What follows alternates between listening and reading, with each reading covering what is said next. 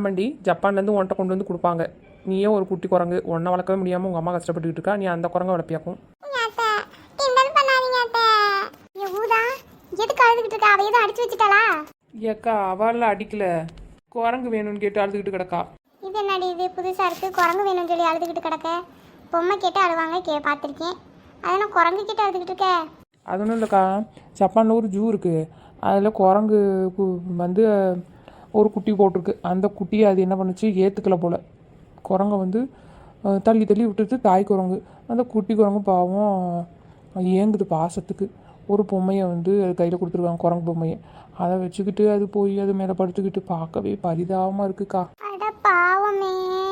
அந்த குரங்கு தான் இவளுக்கு வேணுமா, வளர்த்துக்கிறாளாமா. மனுஷன் இனத்துல தான் பிள்ளைய பெற்று கொஞ்சம் கூட மனசாட்சி இல்லாமல் குப்பையில் விட்டு போயிடாளுங்க. இந்த குரங்குமா இப்படி பண்ணும்? ஆமாம், பாருங்க டிவியில். ஐயோ பாவம், என்னடி இப்படி இருக்குது? ஐயோ பார்க்கவே அழகா இருக்குடி. அது சொன்ன மாதிரி நம்மகிட்ட கொடுத்தா கூட அழகு போல வளர்த்துடலாமே. பார்க்கவே மனசெல்லாம் கஷ்டமா இருக்குடி. அதுக்கு பேர் என்ன? அதுக்கு பேர் பஞ்சுமா. ஐயோ பார்க்கவே பரிதாபமா இருக்கு.